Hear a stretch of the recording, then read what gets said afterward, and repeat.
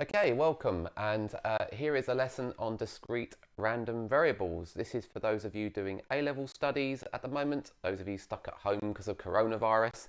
I'm hoping that you are having a safe time and that you are ready to do some learning today.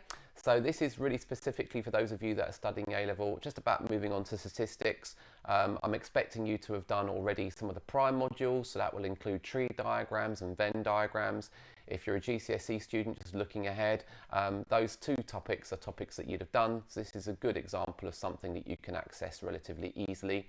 So without further ado, let's just crack on and have a little look at discrete random variables. Now you remember at GCSE, we met discrete and continuous before as types of data. Discrete data I always describe is data that takes particular values, and continuous data is data that can take any value. So for example, I always give the example of shoe size. So you can be size 2, you can be size 3, but you can't be size 2.57. Whereas with discrete data, whereas with continuous data, that can take any value. So for example, height, that can take any value, length, anything like that. We tend to say it's measured data, although it's not always the case, but we tend to say it's measured data. So that's important to bear in mind, because with this particular topic, you just need to remember that particular definitions, or those definitions, need to be in your mind. Here's a good example of some random variables, and we'll talk about which ones are discrete and which ones are continuous as we go through it. So the first thing it's talking about is number of heads tossed on a coin. Second example is talking about number of prizes won in a raffle. Third example, talking about cars passing a checkpoint in a minute. And the fourth example of a random variable is time taken to run a 100-meter race. Now, it's important with that last one, just to make sure that you've understood this particularly well, is just to make sure that you've understood that last one. This here, time, that's something measured. It's a value that can take any value. And so this particular one, this last one, is a continuous random variable and not discrete. These three are all discrete random variables because they have whole numbers against them. So the number of heads on a coin is going to be an exact number, number of prizes, exact number, number of cars, exact number. They're all exact numbers. But this last one is going to be continuous because that could be any particular value. So just to re-emphasize what I was just saying, this is defining what a random variable is. Anything that cannot be predicted with certainty, but most importantly of all, it's this last bit, the fact that the first three examples are all discrete random variables because they all take whole number values. Now, my killer hint with questions on discrete random variables is always to establish what we call a probability distribution table. We always start with the probability distribution table first, and it's important for questions to make sure that that's in hand. So you always try to respond to questions by looking at a probability distribution table first. We tend to use capital letters for discrete random variables, and we can see that's emphasized by that particular box. And we use little letters to reflect the outcomes. So as you'll see here, this particular thing is talking about a dice being thrown. The outcomes are 1, 2, 3, 4, 5, and 6. So in the probability distribution table, that's what I was just talking about, you can see that all of the outcomes are represented in this first row here. So 1, 2, and so on. And then the little letter is being used to represent the outcome, but here is talking about probability. We call this a uniform distribution because all the probabilities are the same. That does happen from time to time, and you will see it referred to in questions. So uniform distribution means all the probabilities are the same, but bear in mind also that this particular table is called a probability distribution table, and that particular point is emphasized underneath here. So it's important to get your head round when you're doing questions that have discrete random variables. This should be your automatic response, to try and do a probability distribution table first. So I definitely would encourage you to get your head around those quickly.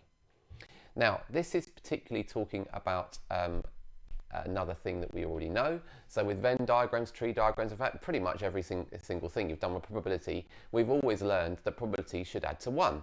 And that's not different in discrete random variables, that's completely the same. And this is emphasizing the point that in a probability distribution table, all the probabilities should add to 1. You can see that emphasized in A-level style here with the sigma notation. So just to remind me, the sigma notation means the sum of. So this is saying the sum of all the probabilities in my probability distribution table should add to 1. So it's quite straightforward notation. It's a bit posher than just straightforward saying it all adds to 1. It's just a little bit of way of saying it with A-level notation. Another example of a question here, a typical sort of question, is talking here with constants. It tends to be that examiners pick constants C, or they can use K. Don't know why, it's just because they think those letters are good or easy to use. They just tend to use those letters more than anything else, although just expect anything.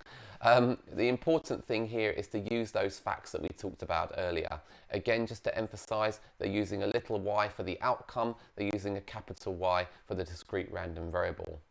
This particular question is talking about finding the value of C, and it's also talking about finding the probability of Y being more than 2. So the first step is to do this, finding the value of C first, and we use that fact that probabilities add to 1 to find that out. So we do that by looking at all the C's I have in my table. I've got 1, 2, 3, 4, 5, 6, 7, 8, 9 C's in this particular table, and we know they add to 1. So that must mean that C is a ninth, because of course if they add to 1 and we've got 9 of them, it must mean that each individual one must be 1/9, a point emphasized here. The last part is to recognize what this second particular part of the question is talking about Y being more than 2.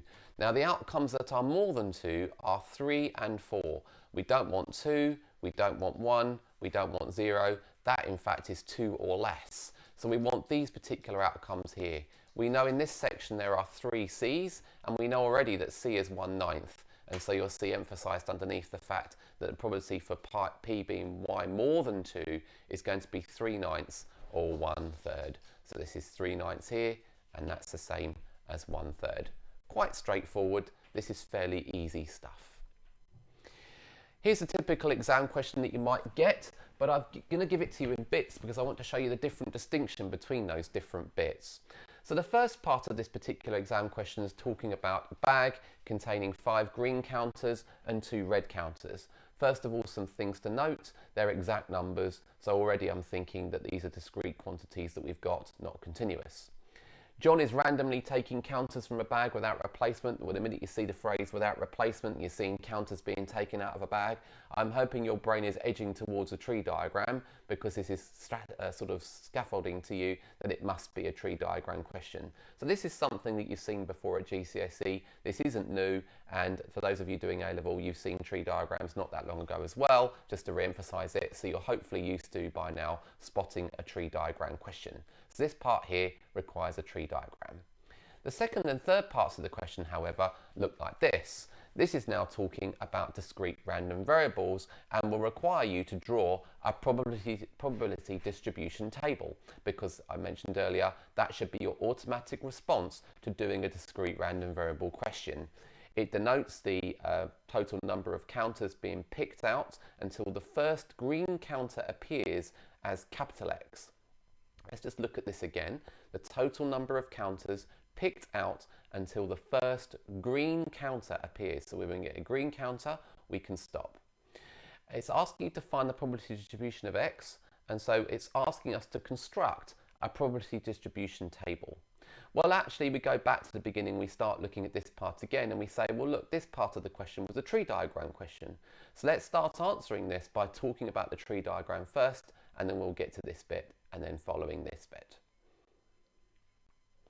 So here we go with the discrete random variables output. Of course, this part of the branch here, we can stop because we've got a green.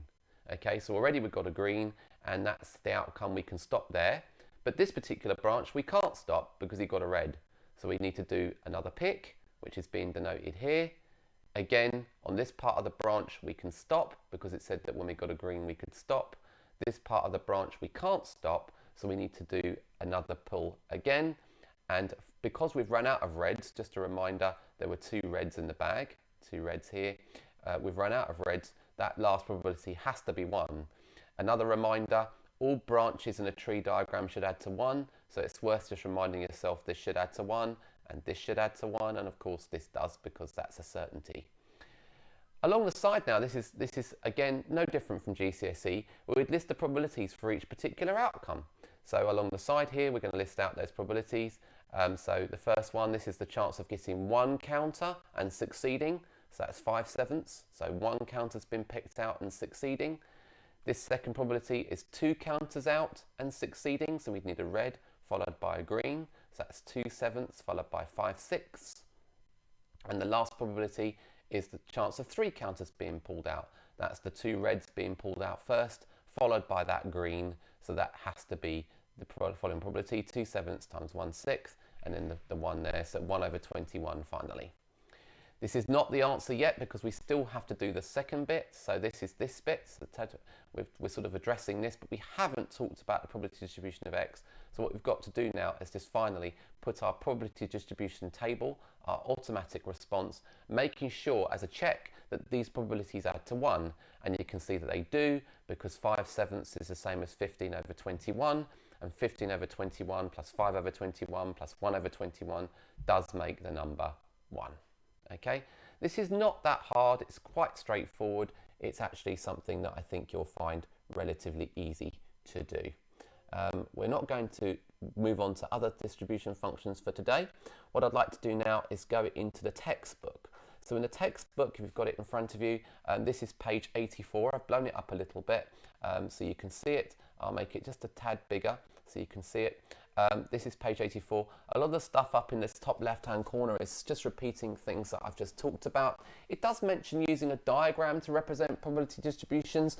Again, that's less common, but I would always suggest, as I've mentioned earlier, that the first response to a discrete random variable question should be to draw a probability distribution table if you haven't already been given it. So that's an important little thing that you just must bear in mind. This probability distribution table is the part that's really important. Down the bottom here, these last two lines, just defining here that if the probabilities are the same, the distribution is known as a discrete uniform distribution. I did mention that previously in the slides, but that's just to emphasize that same point again. The examples down below here and across here, they're very similar to the ones we've just seen, so I won't dwell on them too much. What I would like to do is get into the questions. So we're going to look at exercise 6a, that's this exercise here, and I'm going to move this to one side because I'd like to focus in on these two questions. So question 5 and question 6, so these two here, and we're going to focus in on just those two. So firstly, we'd like to talk about number 5 to start with, so I'm just going to turn the pen on here and be able to point to the different bits that I need. So first of all, this is talking about the outcomes as being 1, 2, 3 and 4. But importantly, it's also talking about a constant, and it's asking you to show the constant is a tenth. So just like the C example from earlier, we're going to bear in mind that each particular outcome is multiplied by a particular constant. Now, first of all, my outcomes, well, they're 1, 2, 3, 4. So what I'm going to write here in my table is 1, 2, 3, and 4. Underneath here, we need to write in the probabilities of each one, and we're being told in the question the probabilities of each one is just x multiplied by k. Well, in this question, x is 1, so we're going to have 1 times k, so 1k. Here we've got x is 2, so it's 2k. Here is 3, so it's 3k. And here is 4, so it's 4k. Now we're going to use that fact earlier that we know that all these probabilities should add to 1. So how many k's have we got in our table? We've got 4, 7, 9, 10k. So I know that 10k must be 1. They have to add to 1. And so if I know that 10k is 1, I know that k must be 1/10. So that's what it's trying to get you to show. And again, this is straightforward. So that would hopefully get you the 2 marks. Key things here, just make sure you start by thinking about this probability distribution table. So I've pre-drawn it, but it's important because for every single question in discrete random variables, if you're not given it, like here and up here in this other example, question 4, then you would need to do one. Make sure you always create one. We're going to do number 6 now, just to reinforce the point. This is talking about a random variable x, and it's a probability function this time. It's talking about kx, a constant again, and then k x minus 1. But different outcomes have different constants being, or different manipulations applying to them. So before I start with the questions, I'm going to look at this bit and try and draw my probability distribution table, because that's the first thing we should do. Now, just like this question up here, the outcomes are pretty similar. So they're 1, 2, 3, and 4. But this time we've got a different manipulation for those particular outcomes. So for 1 and 3, I've got kx. So for 1 and 3, I've got k times that number. So this is k, and this is 3k. Okay, so each one of those must be the same. This one, though, says take 1 away from x and multiply it by k. So we're going to take 1 away from x. So 2 take away 1, that's 1. And that's going to be k also. And then similarly, this is going to be take away 1. 4 minus 1 is 3. So this is going to be 3k.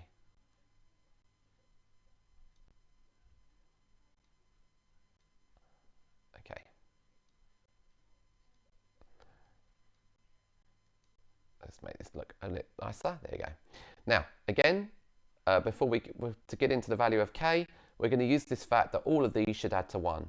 So 3k plus 3k plus k plus k, 6, 7, 8, that's 8k.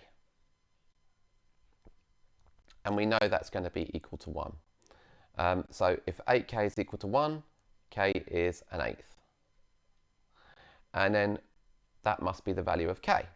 Finally, we need to work out the value, probability of x being more than 1. X being more than 1. For x more than 1, that's these probabilities added together. So it's going to be 6, 7k, 7 lots of this 1/8, so it's 7/8. So these very easy questions once you know what to do. But as I say, the automatic response should always be to draw your probability distribution table first. Okay. I just want to dwell on a couple of points. Number one, earlier on I have sent you the answers to this particular exercise, so I'll just flash those up. So just get rid of the annotations so I can show them to you a bit better. So this is number 5 demonstrated, you can see k being 10th, and this is number 6 demonstrated down here, this is the 8th, and then the last bit, this is the 7/8 being demonstrated in the table using decimalised values, but I'm happy to use fractions, and so should you be, and don't worry about that. The key thing from this point of view is that you've got these answer schemes I've already sent these to you. So what I'd like you to do is to make your way through this exercise. So you've got some time at home. I would really encourage you to focus in on this exercise and work your way through it. I particularly want you to focus in on questions 10, that's this question down here, and the questions on the next page, which are at the top here, questions 11, 12 and 13. But if you've got time, you can work your way through them all if you have time. The answer scheme you've had, so you can work your way through them and check your answers, and hopefully you can make sure that you're getting these correct.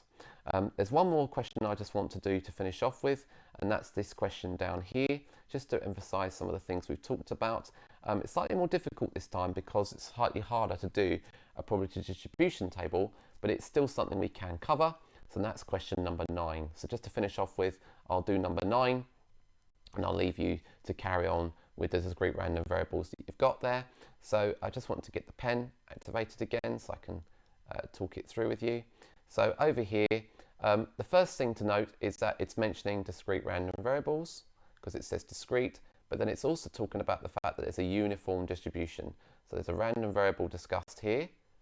There's discrete, so that tells you discrete random variables, and then it also tells you that there's a uniform distribution. Now, I mentioned earlier, uniform distribution means all the probabilities are the same. So if we've got integer values here being between 1 and 50, we know there are 50 values. So if I was going to do a probability distribution table, much harder to do in this case, you'd have 50 numbers, but all the probabilities would be the same. So I could draw it to start with. You'd have 1, 2, 3, and so on, but all the probabilities would be the same. If you've got 50 outcomes, each of those outcomes would be 150th. So it's 150th, 150th, and so on. So this is a good example where you've got everything being the same. And again, that would carry on having 50 of them in total. Given that we're asked for the probability of it being 1, we're just looking simply in this table to find the value. So that's going to be 150th. So that's the answer to part 1 of part A. Part B is asking for more than or equal to 28. That does need some thought. So more than or equal to 28. So you've got 28, 29, 30, 31 and so on. The easiest way to do this is to think about 27 or less. So 27 or less would be 27 out of 50. Oh, I'll just make that look a bit nicer. So 27 out of 50. There you go, that's a bit better. 27 out of 50, that's 27 or less.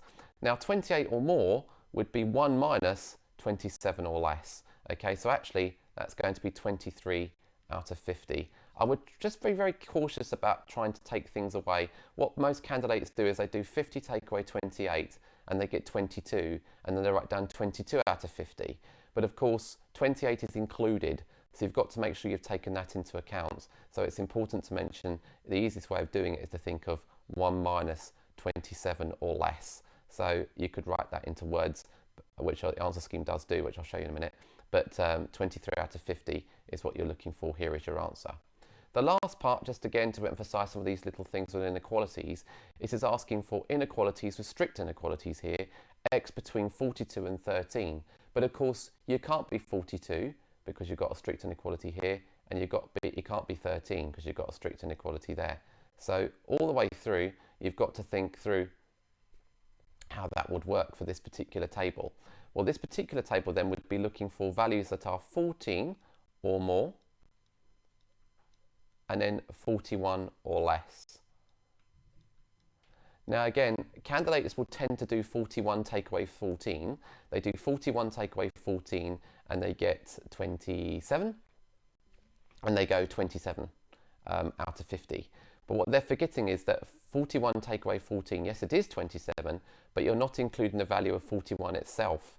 So you've got 14, 15, 16 and so on, all the way up to 41, but don't forget 41 itself. So actually, it's not 27 out of 50 that you need, it's 28 out of 50. So just bear that in mind for uniform distribution questions. Bear in mind you've got this little thing sometimes with numbers being included. It's important that you mention or that you take into account all those included values. Just as a sneaky peek, I'll show you the answer scheme just to emphasize these little points, but to make sure that you've got it covered. As I say, what I'm asking you to do is to carry on with these things at home. I'll just get rid of my annotations. Just carry on these things at home, work your way through it. If you get stuck, you can email me and ask me some questions. I'll be on at the desk in our normal lesson time on Monday. So by all means, if you want to email me in questions or you want to ask me anything, that's the time to do that.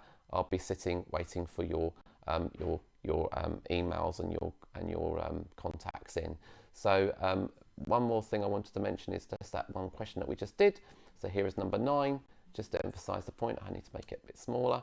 So here is number 9 being talked about here. So we talked about 1 out of 50, remember? We talked about 23 out of 50, so that's the point being emphasized here. They're doing 1 minus the probability of 27 or less. And then finally, between 13 and 42, they've got 14 and 41, and they're again are getting 28 out of 50. So don't forget to include the 41, the 20 out of the 50. Again, it's 14 out of 25 or equivalent of. Right, I think that's all very clear. Hopefully you've got it down, and this is something you should be working on at home. The next lesson, which is scheduled for Tuesday, I will put on YouTube over the weekend. That's going to be on binomial distributions, so I'll send you a link once it's finished. I hope you're all well and look forward to seeing you sometime soon. If you would like to leave me a like and subscribe, that would really help me out a ton. Otherwise, please have a lovely weekend. Thanks. Bye-bye.